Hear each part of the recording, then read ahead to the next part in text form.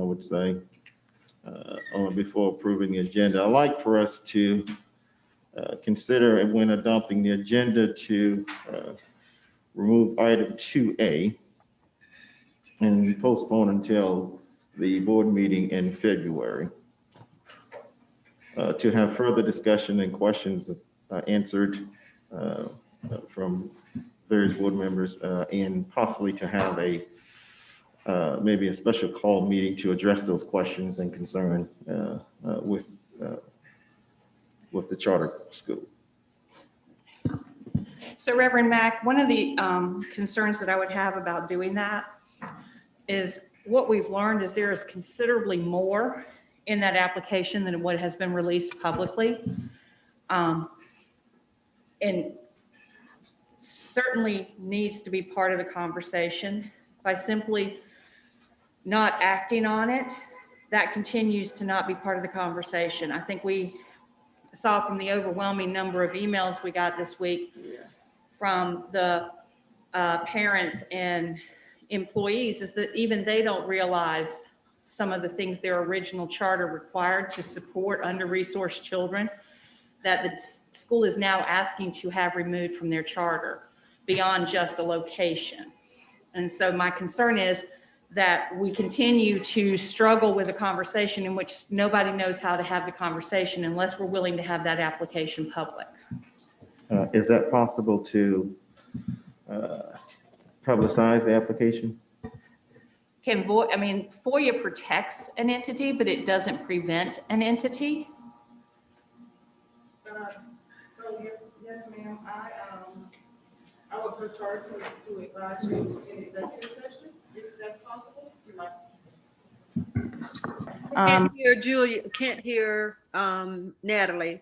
I'm sorry, Miss Green. I was not speaking into the microphone. I apologize. That's better. So because of how we have listed this item in the past, I would prefer to have the discussion in executive session. I would then, Reverend Mack, respectfully, I'm not agreeing just simply to pull it at this time without, we can discuss it on the agenda and agree to pull it as the motion at that point in time. Is there any further comments? I tend to agree with Ms. Coates. I don't want to pull it from the agenda without discussing this. And if we need to discuss it in the executive session, then let's do that. Okay, so I am asking just to pull the item, but not pull the discussion from executive session, just to be clear. I'd like to leave the option as an action, and that leaves the option open to make a motion to table. That is something that you can do as an action item in a Got meeting. it. I got it. Any further discussion?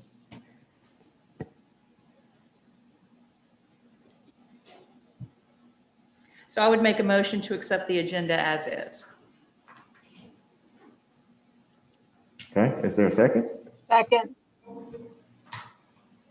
Probably move in second. Moved by Ms. Coates, second by Ms. Darby. May I make a friendly amendment? What would you like that to be? Hold on one second. I am driving this meeting. I'm sorry. Thank you so kindly. Ms. French? I was wondering if, as a friendly amendment, could we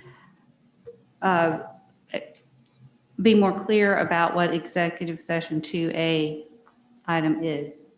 What entity that we're in contract with refers to?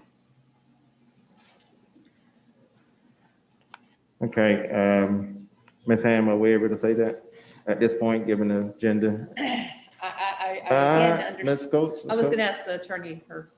That's what I just Oh, asked. sorry. Pursuant to the way that we've handled this matter in the past, and because the negotiations are ongoing, it's not something that I would advise. However, given the circumstances, that is something that the board can choose to do at your decision. So Reverend Mack, Okay. may I say something as the maker of the motion, since she's requesting a friendly amendment? Okay, That I respectfully would not do it as a friendly amendment. I let's just leave I know that the agenda was set by board leadership and our district and our legal team, and I trust their judgment per se. But by not accepting it as a friendly amendment, you can ask that it be voted on. Dr. French, what is your pleasure? I feel stuck between a rock and a hard place. Okay, well, I can help you get unstuck, so, but I'll let you go ahead and say. So I just, I guess my point is that it would be nice to have a little bit more transparency on the item.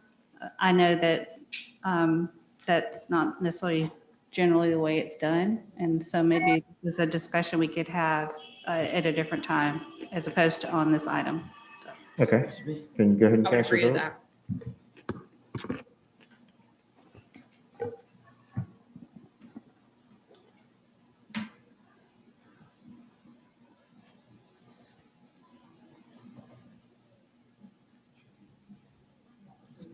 Dr. Frazier? Dr. Frazier? I'm sorry.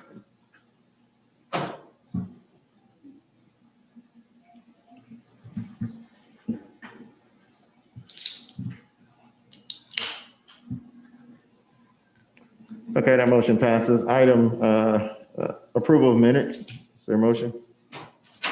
So moved. Second. Moved by Ms. Coates, second by Ms. Darby. Are there any questions? Hearing none, we ask that you please cast your vote.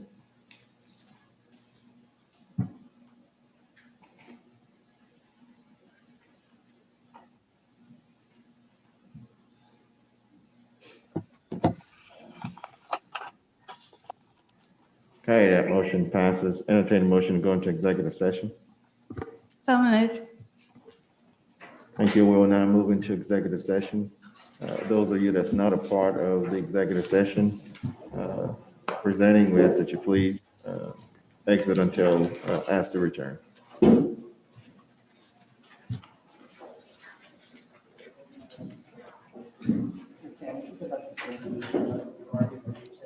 Public, if we don't have any problem sharing it with anyone that wants to read the red line charter amendments, that we'd be more than happy to share it with anyone.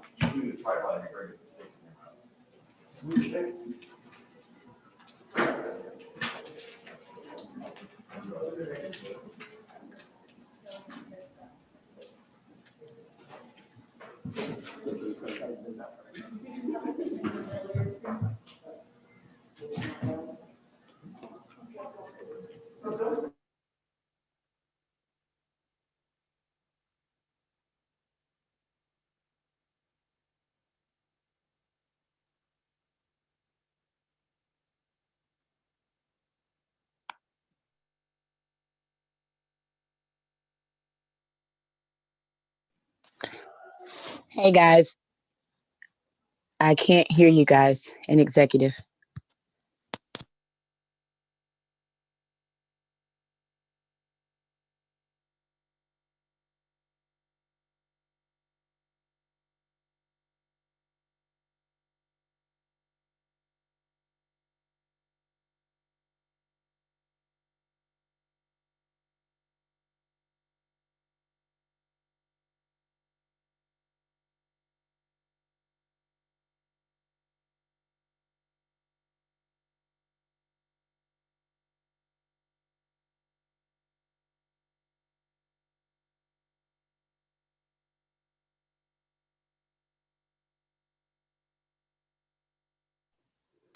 Can y'all hear me?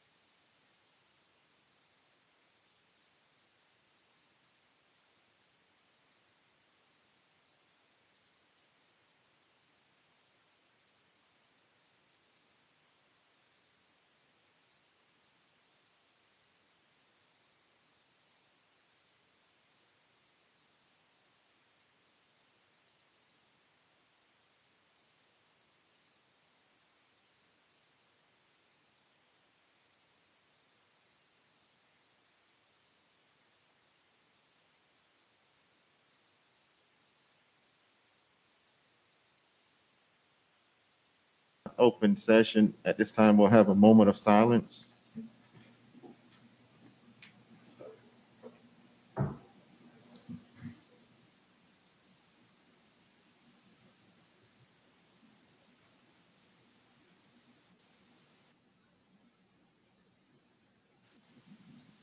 Man, at this time, I ask that you now please stand for Pledge of Allegiance.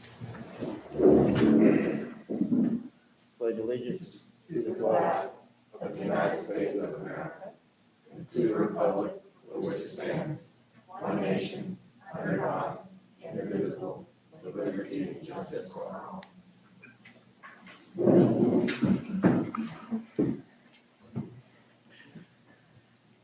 Okay, at this time now, we'll entertain a motion for item 4A. Reverend Mack, I'd like to make a motion. Okay, And for clarity, can I just remove my mask for a moment? just as long as you're speaking down. I'm into the speaking mic. down into the microphone. I would move that we deny the charter school amendments as presented tonight, but also acknowledge that this process has exposed some areas for misalignment that I do believe the district and the charter school can openly and in good faith come together on, and would ask that we have them submit a new proposal, and you call a special meeting on February 8th after our committee of the whole so we can consider that new charter amendment proposal. Okay, is there a second to that motion? Second. Been properly moved by Ms. Coates, second by Ms. Darby. Are there any questions? Hearing none, we ask that you please cast your vote.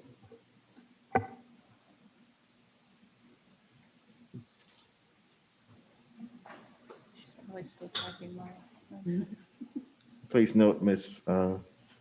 Fraser left.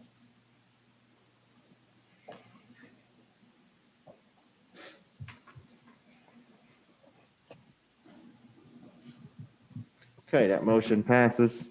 Item 4B. I'd like to make a motion. Okay, I'd like to move that we table this for the February meeting so that we may have time to consider other options beyond the list that was presented by the operations team. The option for McClellanville and the option for other facility opportunities that Compass may present or that the school may present to the board. okay, is there a second? Second. Okay, been properly moved and second. Are there any questions? For clarification, Ms. Waters, you're saying that we table the discussion and ask them if there are other options they would like to bring forward for us to consider before we make a formal motion to offer them another, Yes, Ms. Coates. okay. Okay, any further questions? Hearing none, we ask that you please cast your vote.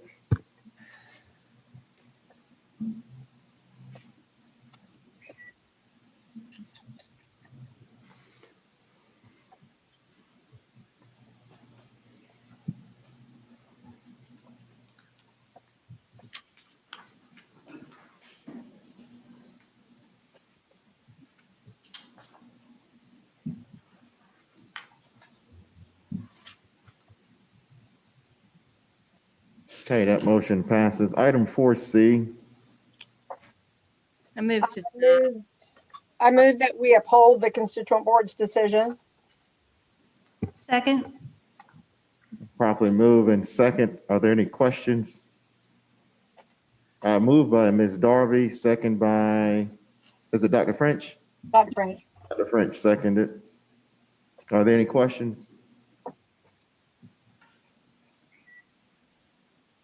Hearing none, we ask that you please cast your vote.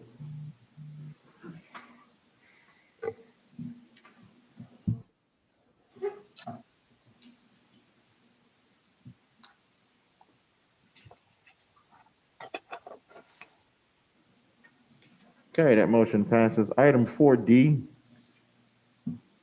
I'd like to make a motion that we uphold the constituent board decision. I Okay. will second, but I'd like to make a friendly amendment to my Hold- second. Hold 1 second.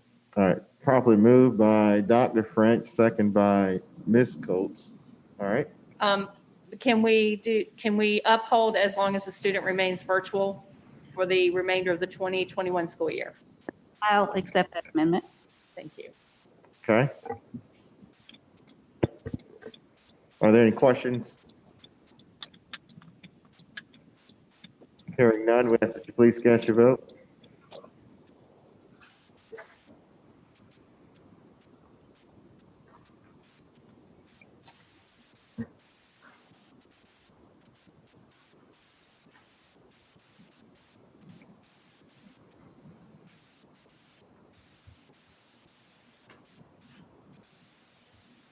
Okay, that item passes. Item 4E. Is there a motion? I'd like to move that we uphold the constituent board decision. Second. Moved by Dr. French, second by Ms. Hedrick. Is that correct? Okay, is there any questions? Reverend Mack, Ms. Coates? I will vote against this motion, but that is simply it's the principle, not against the discussions that we had earlier. Okay, duly noted. Any further questions or comment? I'm gonna do this. I'm gonna do the same as Cindy, so. The rest of you need to vote yes. Okay. All right, I ask that you please cast your vote.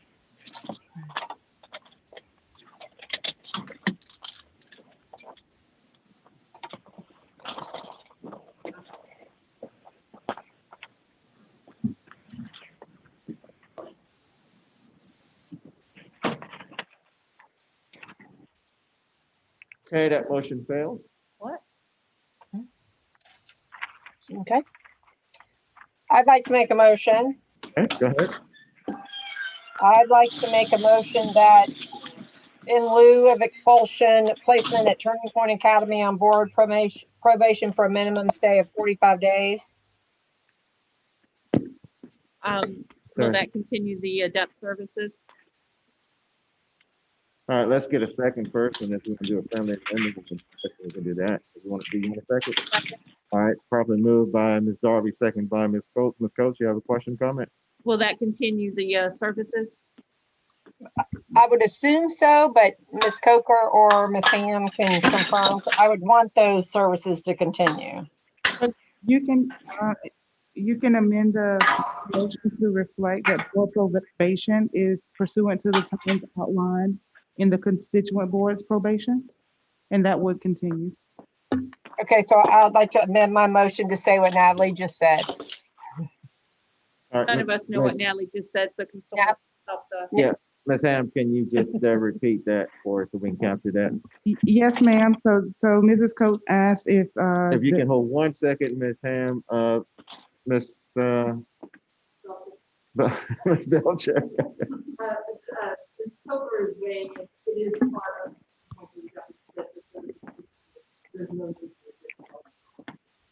My apologies, Ms. Belcher. I just kind of, the name just left me. And I didn't hear that. I'm sorry if I'm Well, hard. Can you just maybe, Absolutely.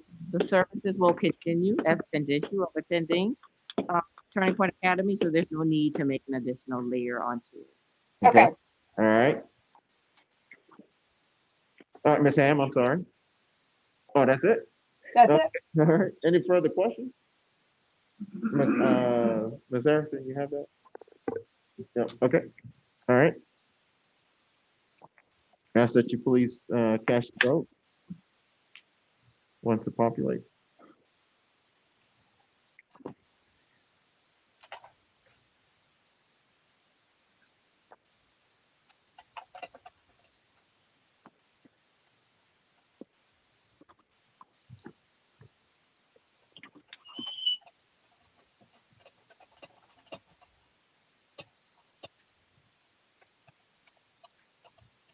Okay, that motion passes.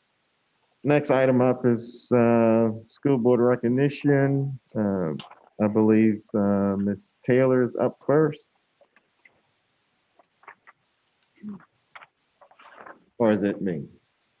Which one? I'm going to be filling in for Ms. Taylor tonight. Oh, go I'm ahead. not Ms. Taylor. Mr. Pewitt, go ahead. Go for it. Yeah, as you look on the agenda, this is a School Board Recognition Month. The South Carolina School Board Association has dedicated this month to your role, and so we wanted to read a proclamation. We understand that the board members are also signing a sheet about ethical principles, but we also want to read a proclamation that's dedicated to you, the board members of Charleston County School District. We appreciate your service and your dedication to the children, to the students of this community. So I'd like to read this proclamation. Whereas the education of South Carolina's school-age children is the foundation upon which the economic, social, and intellectual capital of our state is built, and whereas locally elected and appointed school boards play an important and vital role in a representative democracy, and decisions made by local boards of education directly influence instruction in South Carolina's public schools, and whereas these decisions affect the present and future lives of children and also set direction to prepare all students to be competitive in a local, state, national, and global 21st century knowledge economy, and whereas local school board members work with parents, businesses, education professionals, and other community members to create the educational vision we want for our students, and whereas this year's theme, School Board Strong, highlights the unique role school boards play in championing and advocating for quality education. And whereas board members are elected, appointed by the people in their local communities to represent their voice and vision for their public schools. And whereas School Board Recognition Month provides an opportunity to build stronger relationships between the thousands of South Carolinians who champion the mission of public education and school board members. Now, therefore be it resolved, the Charleston County School District recognizes the contributions of the state's local school boards to the academic success of its public school students and expresses its sincerest recognition to local board members for their focus on the well-being and achievement of children throughout the state. And be it finally resolved, the Charleston County School District declares January 2021 as School Board Member Recognition Month and encourage local school districts and community leaders to appropriately recognize our state's dedicated school board members. Thank you again for your service.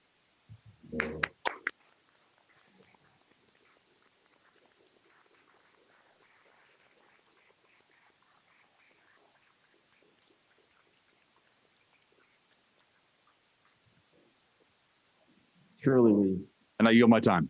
okay. Shirley, thank you so much for the recognition and the opportunity to represent this district in its entirety. Thank you to board members for signing the ethical principles that has been outlined by the School Board Association. Thank you so much for your signature and acknowledging that we will uphold to these principles as school board members. And I thank you so much for what you have done in keeping within these standards and within these principles. We have with us today, zooming in with us today, Ms. Fayol, are you there?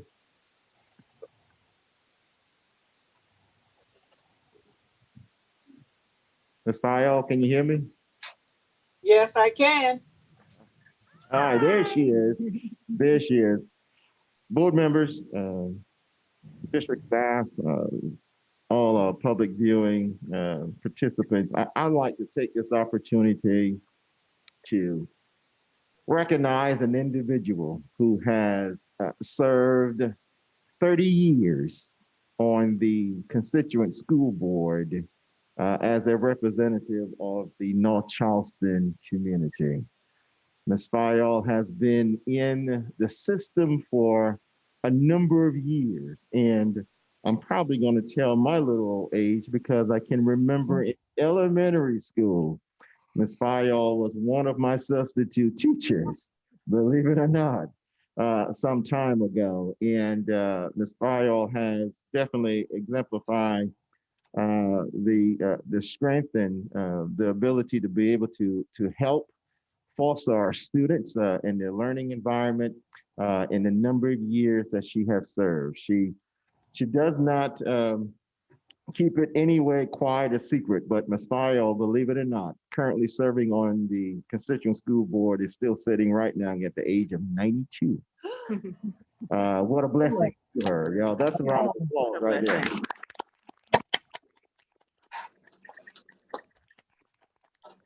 Ms. Fayol, on behalf of the Charleston County School Board of Trustees, and there you have in the presence, board members, flowers that was sent to Ms. Fayol on today.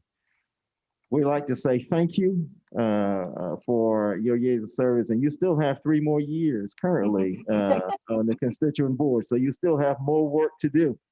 But sitting at 92 and have served 30 years on the board, it really speaks volume of your care and your compassion, that you care about the students in the district, that you care about your community, that you want to see a difference happen, and you're still keeping your hand to the plow moving forward. And we wanted to thank you for the service that you have rendered, and these are still yet to come of the service that you're going to give to this community. Thank you, thank you, thank you.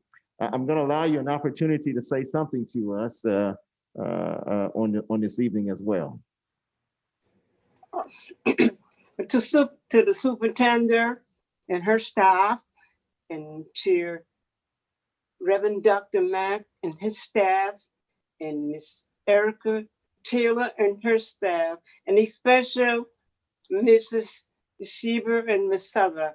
I appreciate what y'all doing for me right now.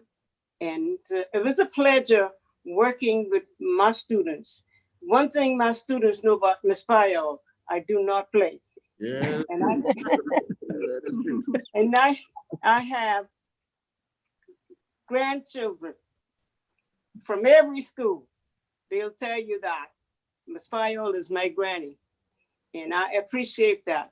I has no partiality between no students. All of them is my grand. And I want y'all to know I appreciate this recognition today. And may God bless Charleston County School to make more progress. Thank you very much. And I love all of you. Thank you so much.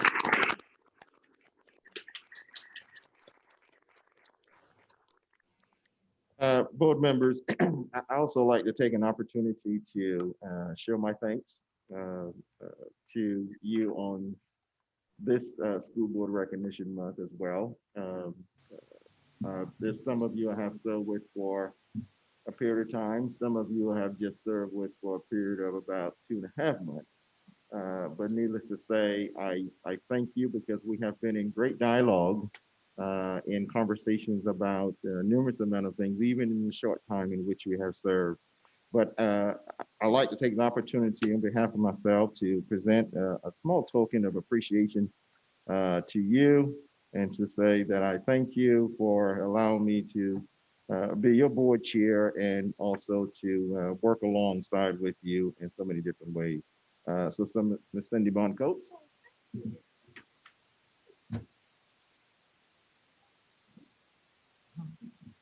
Dr. Kristen French. Yeah, I'll come to you. Be the service today. Thank you so much. There you go. I can talk my elbow here. All right. Sarah. Thank you.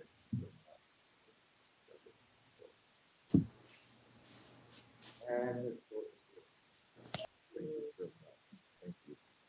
To Ms. Green and Dr. Frazier, Ms. Darby, Ms. Coakley, I'm going to leave these cards with Ms. Erickson, and we'll make sure that you get these. And to you as well, I want to say thank you for all that you do, and happy Board Appreciation Month to all of the board members. Thank you so much. And Eric, on behalf of us, we are not an easy group to handle.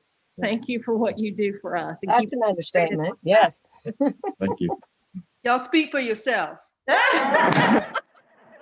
Thank you very much, Reverend Mack. I'm sorry I'm not there. I did imaginary elbow bump when you walked past my chair, so thank you.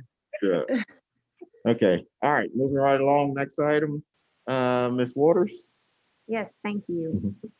So For the public comments, most of them were, well, overwhelmingly were pertaining to subject matter 4A that was handled under executive session and has been dealt with as well.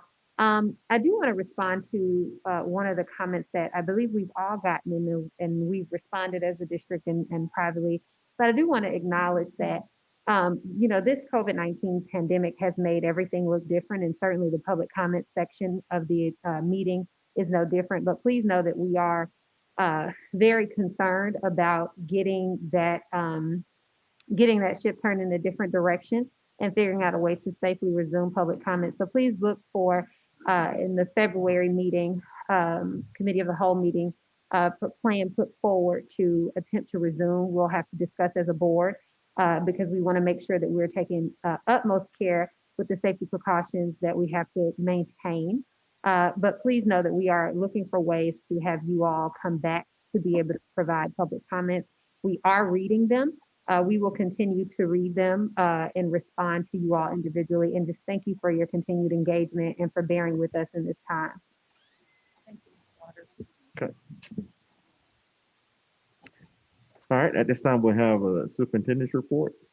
Thank you, Reverend Mack and board members. Good evening. I know at this time, some of you have already spent 6 hours with us today. And although I have 3 topics to cover, I will go through the main points quickly. I wanted to give a brief COVID-19 update, talk about some suggested priorities just to get us started. I heard board members talking about this earlier today, the need to get on with setting your priorities. And then third, just have a conversation with you about some options regarding the school the calendar. So Maggie, thank you for putting the PowerPoint up. If you could go ahead and advance to the first slide, we see what will be for everyone a review of disease activity by county. We are still high. It doesn't bring much comfort to say we're one of the lowest in the state when our rates are as high as they are. It's concerning, and so it's more important than ever for us to follow all of the safety protocols. The next slide shows that those safety protocols do seem to pay dividends to us. The first set of blue and orange columns you see on the left was the week before winter break.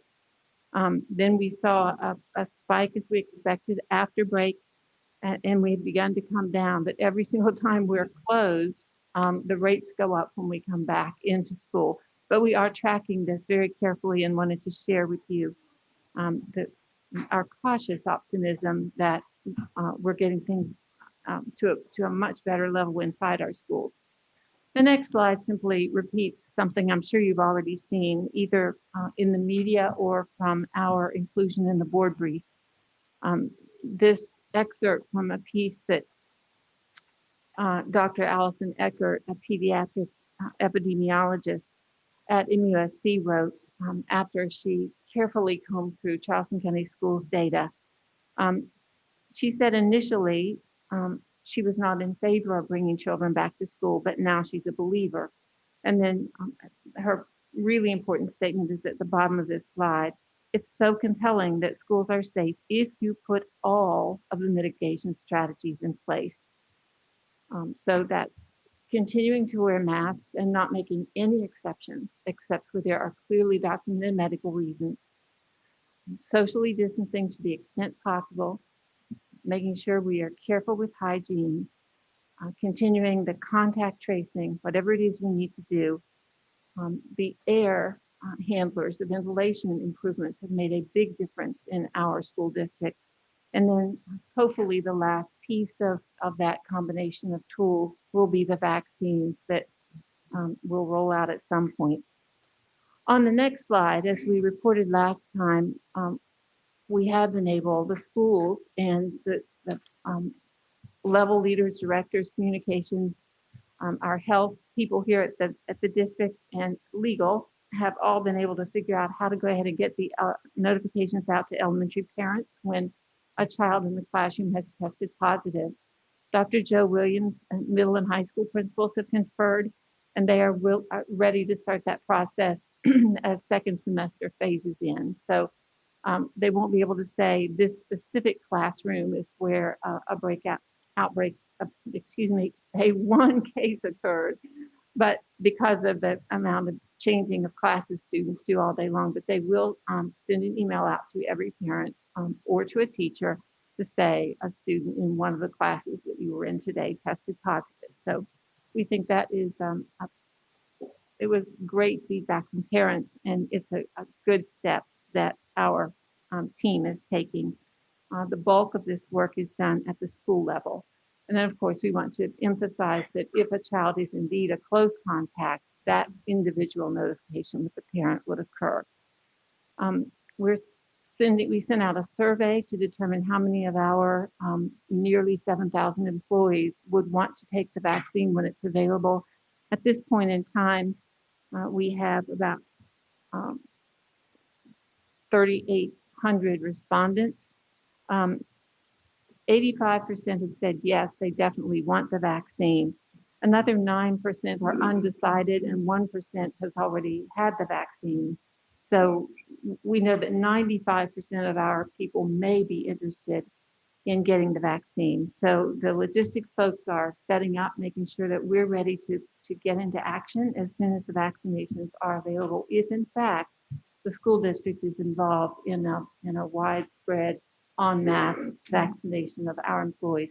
Mr. Burley, was there anything else you wanted to say about that? No, ma'am. Thank you. Thanks. So those are the main points on the COVID update. I'm going to switch topics now.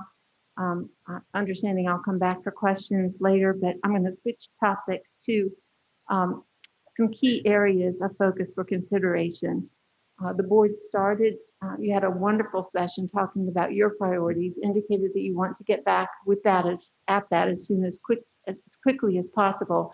And then today earlier, one of the board members, Ms. Waters, I believe it was you, said we need to get after this because if we're not careful, the budget's going to get out in front of the priority setting. And of course, on the other side of that equation is the personnel recruiting and hiring and contract engagement for the coming year. So we will bring to you in February at your committee of the whole meeting a workup on these areas simply for as a draft to get you started. It will be considered the sacrificial draft. You're welcome to take things out, add something, but we want to focus on these 5 areas: the COVID-19 recovery plan, which we say a little more about on this slide, academic improvement across all of our schools, but particularly among students with persistently lower performance.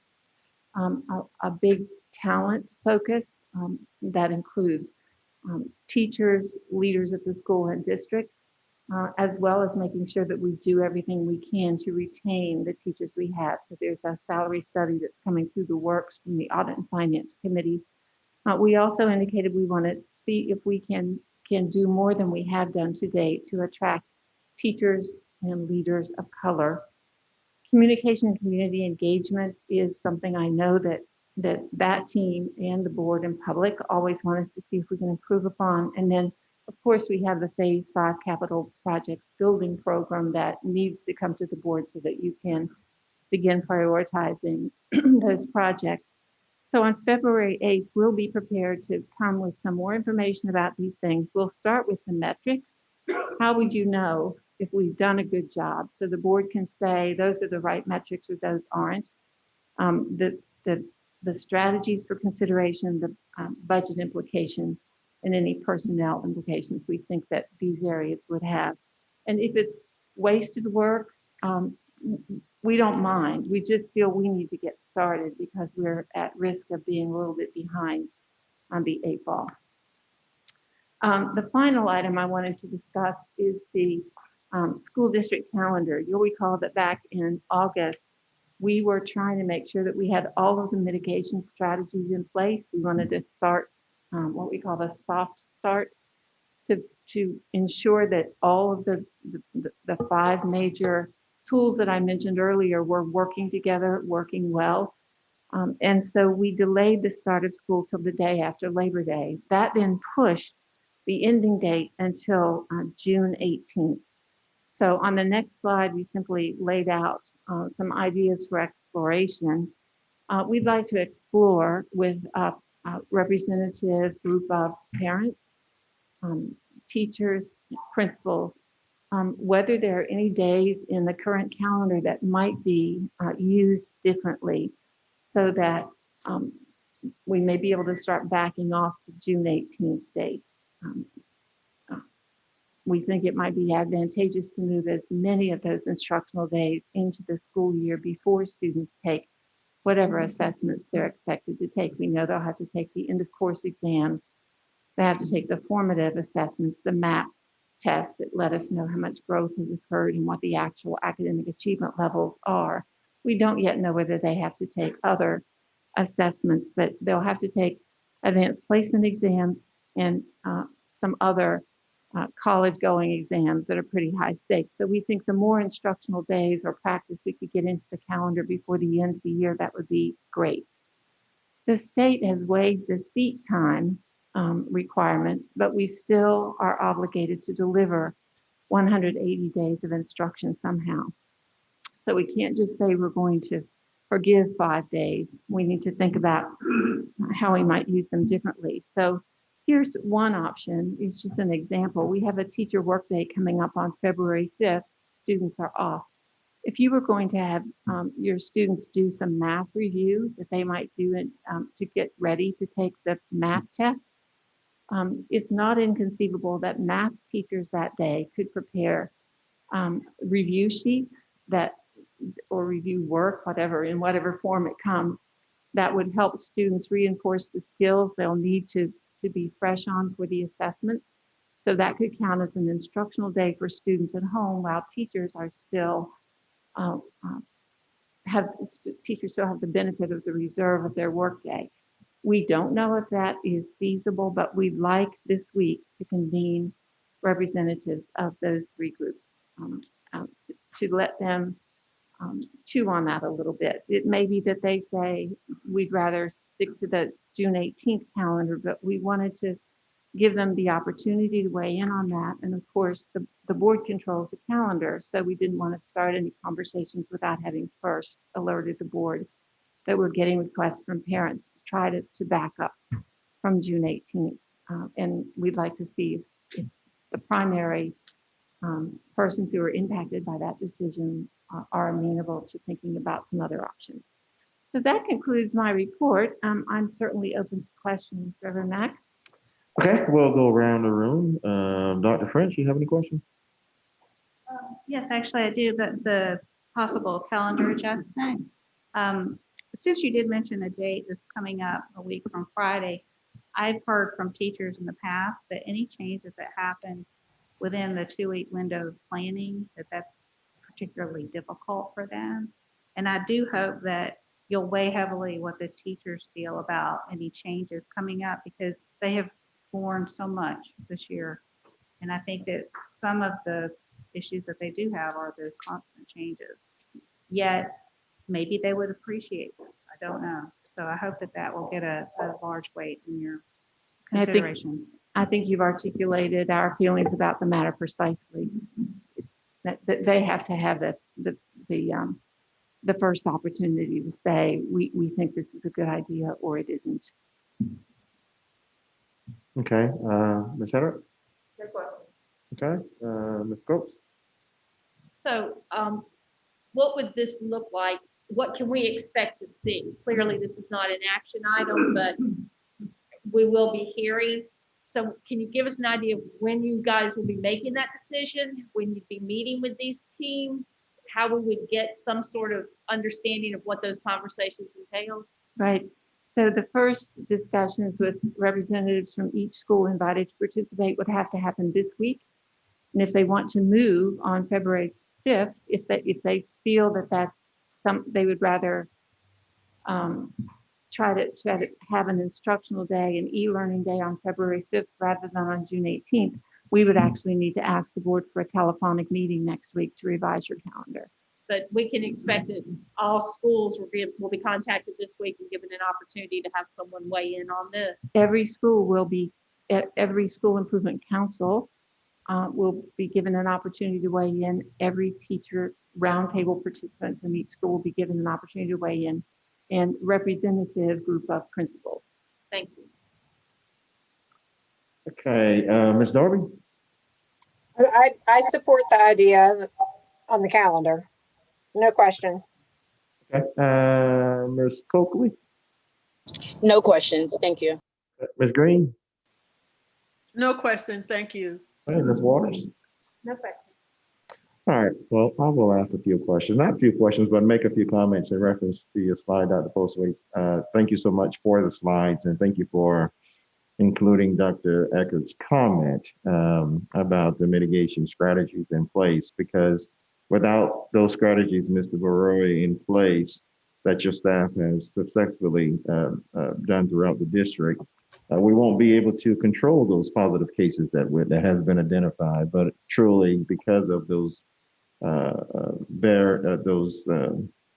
safety PPEs and shields and protection that's in place, helps us to keep those numbers down and to also protect us as we're still going through the COVID-19 situation. So thank you to the staff for the job that has been done in helping to keep not only our students, but our staff safe each and every day as they enter into the building. Thank you for this notification staff that has went out, that has been identified for parents. I think is important as we talk about communication, as we talk about building the trust and keeping that moving forward. I think this is very helpful as we begin to go through the various cases that may evolve and notifying parents in a timely manner. This is very helpful. So thank you so much. And as we're still in the plan with the middle and high school, I know that'll be forthcoming and trying to identify ways in getting that out as well. Again, the vaccinations, I will go back to what I talked about earlier and making sure that when we identify the different key areas and administering these vaccinations, that we are at central locations throughout the district and making sure that we're covering all of the key areas that people can get to these locations as quickly as possible. Thank you to the staff, the nursing staff that is on standby and willing and ready to help administer this. I'll say I have been fully vaccinated, round 1 and 2, and I feel all right. Still with us. So still walking, still standing. So I encourage any and everyone that can, please do. One of the key areas that I do want to talk about, I don't want to prolay your presentation because you've already done it, but while you were doing it, when we start looking at the key areas, is it possible to turn these key areas of focus for consideration into a mini workshop of some degree to where we begin to circulate with board members in key section talking about once you have developed some bullet points as to how we can capture, talking about the academic improvement, the talent and communication in the Fayetteville Capital Program, how we can begin to maybe rotate that in a mini workshop, just getting some key points and some input. And then maybe at the end, then coming back together to formulate those suggestions and ideas and moving forward as we go forward. That's just a suggestion to see if that's possible for us to be able to do that, because I think in all key areas and small settings, we can talk about these things and how the different viewpoints are and how we can come back together to build a plan moving forward, just strategizing from the key points from board members and from the input from staff as well. So also, until last, I fully support the calendar initiative with the 5 days and incorporating that into the 180 days. So thank you for that. And again, thank you for the report tonight. Is there any further questions on the superintendent's report? Hearing none, thank you. Oh, Dr. French? Yeah, actually, I did have a comment. One of the things that I've been a little confused about, and so I may just not have this right, is I believe in August that the board decided that as long as the metrics of community incidence rates were really high, like in the red categories, that we wouldn't bring more students into our schools. And yet I know that you've been preparing to bring back more students in the third quarter. And so I'm wondering, what's the status of that? I'm hoping that we're not going to pressure people who have kept their students virtual for safety reasons to come back before they're comfortable, even though that you've asked them to commit. I don't know how that impacts teachers as well when the incidence rate is really high and we don't really necessarily have space to keep the social distancing that we even have, which I know is not always adequate. So could you address that? Yes, I think there may be 3 points. One, after the board's action in August, there was a subsequent action in which the board told us to begin phasing in all students who wish to come back as quickly as we could safely do that. So we began bringing more students back. Secondly, it's our intent to permit every parent to have the choice of virtual for the entire year if he wants. And third, we can't keep turning on a dime because of the pupil-teacher ratios. So when a commitment's going to have to be made for at least 9 weeks at a time, and based on feedback from teachers, they requested that we try to get a commitment for the entire second semester if families felt comfortable to do that. We understand that if vaccines begin flowing and the rates go down, there may be some remote students who'd like to come back in person before the end of the year. I think I'll speak for this entire team and our teachers and the majority of our principals. If we can do it, we will do it. It's our desire to be accommodating, and we believe children belong. The social emotional development is much better for them in school, and we think the majority of them learn better. But we have to find that balance between how to give parents choices and how to provide teachers sanity. So it's exactly the balance you were talking about. Yeah, I do agree. I just hope that if families feel it's safer to stay virtual for the third quarter, that they could still have that consideration in the fourth. I know it's very difficult balance, but it's still very scary for a lot of people. Right. To be clear, the board has, from the outset, has said that this entire year, parents may receive virtual instruction the entire year if they wish. That was a commitment that was made from the board to start with. Yeah. All right. Thank you, Dr. Postlewaite. Next item up on the agenda is item 8A. It's for information. It was included in your packet. Ms. Simmons, do you want to give a brief overview? I don't want to take anything away from what you may have already prepared. In addition, actually, Dr. Postlewaite's gonna cue this up, and that she's gonna revisit the action from the board a year ago. Okay. Just very quickly to set the context, because we realized that 5 board members would not have been present when the decision about how to move forward with BOOST occurred in December of 2019. So Maggie, do you have those slides? And I think we're ready for them. This is just for information, and I'll go through it pretty quickly. Probably all of you know that when BOOST was initially established, there was a pretty strict manner of ensuring that the student enrollment at BOOST was a reflection of the diversity of the community. And over time, I think there was a court challenge. There were some rulings in courts that impacted South Carolina and Charleston that removed the way that Charleston ensured that the diversity of the school was reflective of the greater community. So one of the things that had happened over time was that the school no longer reflected the board's belief that talents are equally distributed among all races and people and ethnicities. We didn't reach a perfect solution last year, but the solution was, as is displayed up here, the solution, and another challenging aspect of the identification of children to go into BOOST was that BOOST was starting with kindergarten.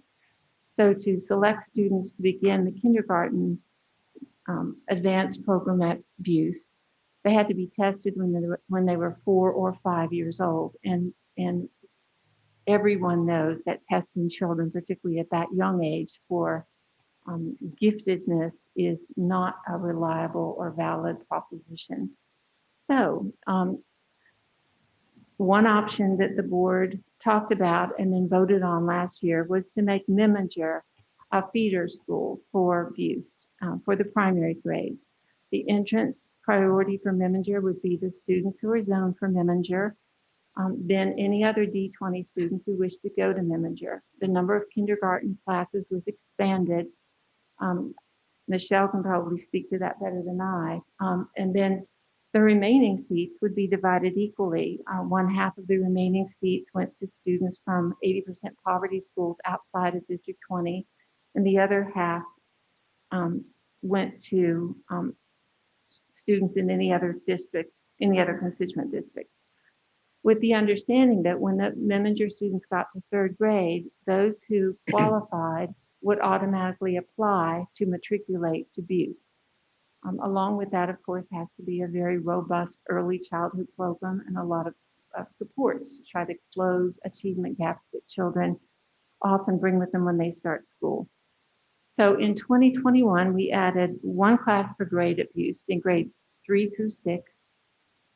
The priority for that entrance group last year was students scoring at or above the 75th percentile in math and reading, who were zoned for a Charleston County school with 80% plus poverty.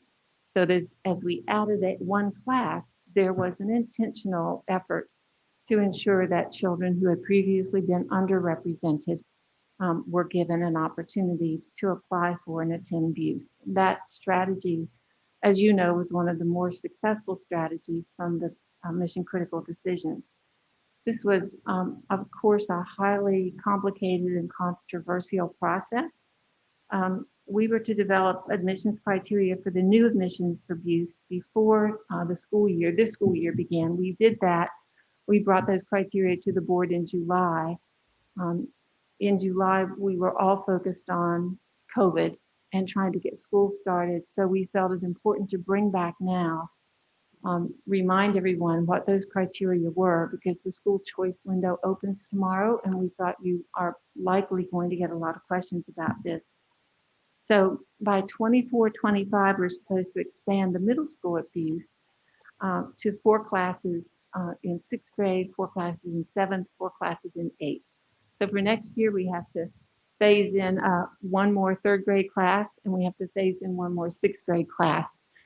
The board's policy that we repeated there at the bottom of the slide requires us to notify parents at least 30 days before that school choice window opens if any changes are going to be made in the choice process. We also said that when we got through this year and at the end of the year for every year in the future, we will re-examine the attendance criteria, the selection process, and determine whether adjustments need to be made for the following year. So that was all context setting, and I'll now turn it over to Ms. Simmons, who knows far more about the details. Thank you so much, Dr. Postlewaite. Good evening, everybody. Just really briefly wanted to highlight and orient the board, particularly for the benefit of the new board members, orient you to where we stand right now regarding this multi-year effort to both restructure and expand access to Butte Academy. I will not go over the entire visual representation, but what you see before you shows the developments, the major developments and milestones that have occurred and will occur related to this particular board action. So notice in the upper right-hand corner, the major levers for this upcoming school year, 2021, 2022, which calls for the phasing out of 1st grade and adding a class at 3rd grade and 6th grade. The rationale behind the 3rd grade class addition is connected to the fact that currently we only have 2 2nd grade sections. And the 6th grade is so that we can initiate that phase in of 4 sections. So you can see from the visual representation that we are expecting by the conclusion of 2023-24 for this entire process to be finalized. We're going to allow my teammate from Learning Services, Buffy Roberts, to talk through the criteria. She had a big part in helping us develop that. Buffy? You have the next slide, please. So Buist Academy's third grade entrance criteria was first presented in July. This entrance process is composed of 3 steps, which include students applying through the school choice application process, a screening and assessment of eligibility, and a lottery with seating according to priority levels and seats available. After students apply, the screening process determines eligibility according to either of 2 criteria: state identification as gifted and talented, or meeting the 75th national percentile or higher on both the winter MAP reading and math for their application year. Once students are screened, assessed, and eligibility is determined, priority levels and lottery order are then applied. Those priorities include the following. Priority 1 would be the Memminger Elementary matriculation based on meeting eligibility and families choosing to apply. This priority would not be applicable until the 2023-24 school year, when the first complete new third grade class will be in place at Buist.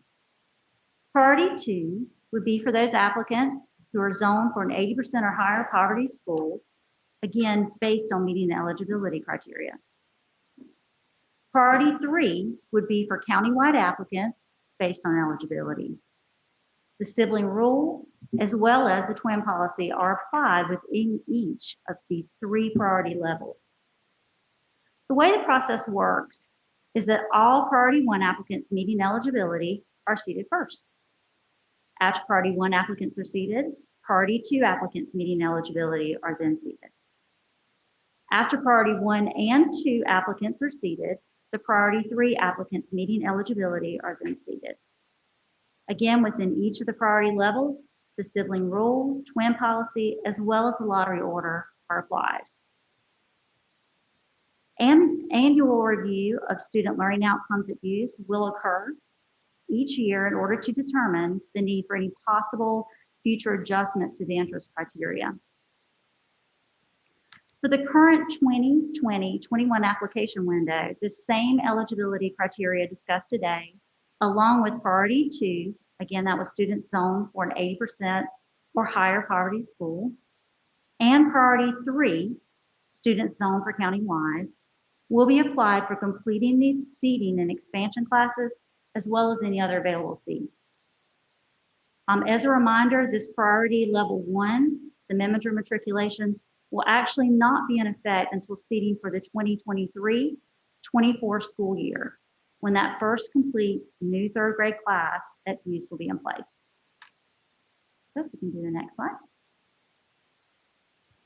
We also want to thank our school choice program schools, the school choice team under the leadership of Robin Jones, and the communication team for their work to ensure a successful application period, and for the tremendous videos to assist our families in navigating the school choice process in CCSD. And that concludes our presentation. Any questions at this time? All right, thank you so much for the presentation. All right, we'll move to audit and finance. Item 9A.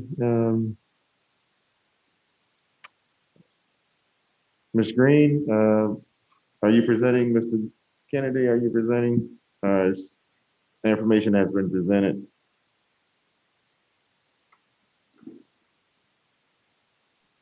Ms. Green? I'm trying to get to my screen. Okay. Well, when y'all take over my screen, I can't see the agenda, so I have to have two pieces of equipment here to keep up with you guys. Got it. Okay. So you want Kennedy? You want Mr. Kennedy to go ahead? Yeah, Mr. Kennedy can. Yeah, Mr. Kennedy, if he's there, that would be great. Okay. Yes. Okay. Thank you very much. So for the Audit and Finance Committee, for the month of January, there were 2 action items that came out of the committee and some informational items. The action items include the Head Start, Early Head Start grant application. Now, the application that has to be approved each year by the Art and Finance Committee and the school board. The budget for fiscal year 22 is $10.4 million. That includes $388,000 of general operating fund. That's a significant change in the program that's being proposed. That change is to increase the effectiveness of the training of individuals who are teaching the early learners. And so there's a process that's been established to get to certificated teachers to teach our early learners. And so hence the need to supplement the grant through some general operating fund money. So that is an action item. And then the second action item is the change in the Art and Finance Committee charter. And so we are required to review through the Art and Finance Committee each year the Art and Finance Committee charter. There are two changes that's being proposed this year. One is to for the TAN, the tax anticipation note that comes up each fall. In the back of the charter, there's a table, calendar by month that shows what types of items, which items have to come before the Art and Finance Committee. And the TAN, or tax anticipation note that comes up each year, was not listed. So we added that. And then the other change is that 2 years ago, we made some changes. We had the internal audit department, and we converted that to the internal consultant department. And the internal audit in the charter, Art and Finance Committee charter, there's a requirement to review the internal audit charter each year. But since we no longer have an internal audit department, there's not a charter to review. So those are the administrative type changes, and that has to be adopted by the board. Okay. And the other items there are listed, that's listed is primarily for information. And I can cover those if any need to be. Yes, please. Let's. Yeah. So the next one is the FY22 budget development calendar. So included in your package are two documents. One is a summary calendar. That summary calendar lists primarily the dates that staff will engage with the Art and Finance Committee and full board between now and the adoption of the budget for fiscal year 22. So essentially, we will complete and fund the Art and Finance Committee every month, and then after we come present to the Art and Finance Committee related to the budget for fiscal year 22. And then for the committee of the whole, we will engage with the board of what we had engaged with the Art and Finance Committee. And then the second item in there is a more detailed budget calendar. And that's for information. That just simply shows the some of the processes that the staff, the finance staff goes through to develop the budget. So that it's a document that we use to stay on track with what we're doing. The next item is the Minority Business Enterprise Disparity Study, scope of work. So the Art and Finance Committee has given us permission. We haven't had no action item yet, so we are going to conduct a disparity study through an RFP process. And so this information item here presents to you all the nature of the RFP that we will submit, send out. And then once the proposals come back and there's a recommendation, then that recommendation will go to the Art and Finance Committee and then come to the board for action. And then the monthly financial report. This is for the month of November. It seems to be delayed, but it's because of the holidays and the delay this month of getting the Art and Finance Committee meeting scheduled. And so in that, I would say up front, there's some variances of what we do for the first 5 months of the year. We compare where we are at this point in the year to the same time period the previous year to see whether or not there are any anomalies.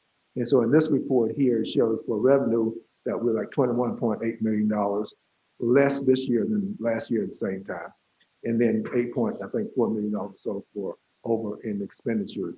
And so what I would say up front, there are notes in the report that explain what those variances are. And I will let you all know that There are no concerns at this point. For instance, the $21.7 million in reduction in revenue is a timing issue in terms of when we receive our revenue, both from the county and the state. And so they are behind this year compared to last year. And then the expenditures that are increased relate to new school, staff for new schools. So we have Luther Beckham, we got the CAS, et cetera. And then also there's some other minor things in there associated with the COVID expenditures, as well as additional allocations out to charter schools because of their enrollment numbers. And then the last item would be the monthly capital projects report. And so so this report comes to you all monthly. It shows the 4 different areas of capital programs. Currently the phase 3 construction program, the phase 4 construction program. We don't have a phase 5 because that program has not started yet. And then the fixed cost of ownership and capital maintenance. So each project that the district is involved in this capital program has a budget. It has the expected amounts that we still have has the actual expenditures to date, and then the actual amount that we plan on anticipated spending, and then shows the variance. And so that's information report that again is reviewed by the Audit and Finance Committee. So out of the Audit and Finance Committee, there, as I indicated, there are 2 action items: the Head Start grant and the Audit and Finance Committee charter. So that concludes the Audit and Finance Committee. Just one question. When do you anticipate the disparity study being done, timeframe wise? So, yes, sir. So I will this week sometime review the RFP that we will submit out, and we expect that to be, I think from last week, maybe the week before last, we would expect around 30 to 45 days from that date to be able to get proposals back in, and then Wayne Wiltshire, who runs the procurement department, he's estimating that it'll probably be sometime this summer. It probably maybe the latter part of the summer before we actually get a report back in. Okay. All right. Any questions on the Audit and Finance report? Ms. Green, do you have anything additional? No, I know that you and I both are interested in seeing the results of the RFP, and I've asked Mr. Kennedy and staff if they would, during that process, continue to work on trying to attract other minority companies while we go through this process. So we still will be trying to, identify companies that we can work with. Okay. All right. Any questions from anyone? All right. Item 10A. I'm sorry. Oh, Dr. French. Yes. When I was looking at the monthly financial updates, I see there's a lot of footnotes by some of these, but I'm wondering, when are we going to get an accounting of how the reserves are going to be spent and the use of the CARES Act money? How is that going to be presented to us? So as the 2 ways. First of all, when the budget each year is developed, within the budget preparation, we bring to the board through the Audit and Finance Committee a proposed use of a fund balance. So if in the FY 2021 budget book, it lays that out. I don't remember the dollar amount off the top of my head. I want to say it's like $33 million, but it's in that neighborhood. So if you recall this afternoon when I briefed the new board members that had the fund balance, it shows that on the balance sheet currently for fiscal year 20, we have $145.2 million in fund balance, and that we are from a budget standpoint for the current fiscal year 21, we expect that to be $112 million. So the difference in that 145.2 and 112 is what's expected to be spent this year, at least what's budgeted to be spent this year from our fund balance. That doesn't really answer my question. So for instance, where it says CARES Act funds, it just says that it's going to be used to offset COVID-related expenses. Well, we've had COVID-related expenses. Where do we get an accounting of how that balances out? So I will have my staff regenerate that. We have presented that to the board, I think, probably before you guys came on board. And so we have submitted information on what the expenditures are, and we can update that and about that. Okay. Thank you, Mr. Kennedy. Item 10A, Eric, we have to vote on those two action items. which one? Mr. Chair, I'd like to move to approve action item 9B, which is the Head Start funding application. Got it. Is there a second? Second. The proper move and second move by Ms. Coates, second by Ms. Green, to approve item 9B. Are there any questions?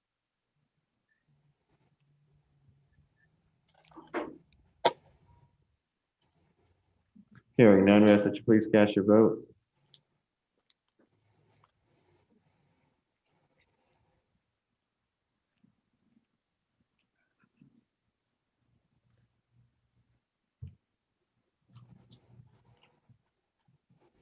That motion carries. The other action item, item 9C on the committee charter, is there a motion?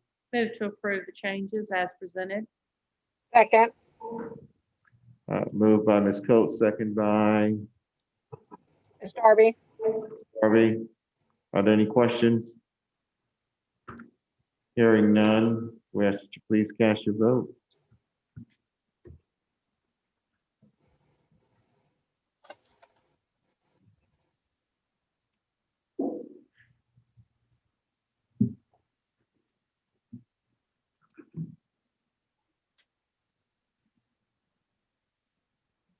Okay, that motion carries. That completes audit and finance action item.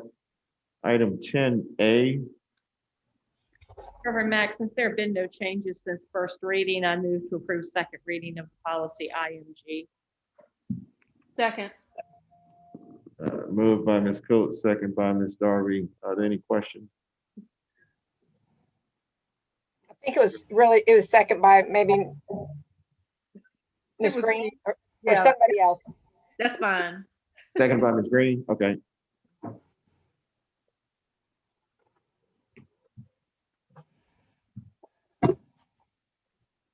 The voices late in this hour is beginning to run together. Okay. I ask that you please cast your vote if there's no question.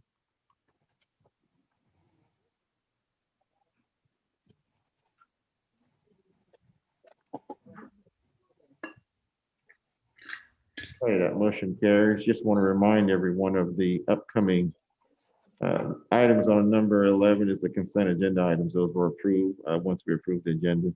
Item 12 is the upcoming meetings. I want to remind the new board members of the orientation on February 8th. That was operations and finance, and then also on that day we'll have committee of the whole. Also, there was an earlier a motion that was made and asked of a special call meeting after that committee of the whole meeting. So we just want to make note of that. And then there are scheduled school visits that has already been outlined for the 10th with board members. And again, on the 22nd of that month, February, as a busy month, we had a board meeting, a regular board meeting, and again, March 8th and March 10th. So those are just your outline for the next two board meetings. At this time, I entertain a motion for an adjournment. Move to adjourn. So moved. This meeting is now officially adjourned.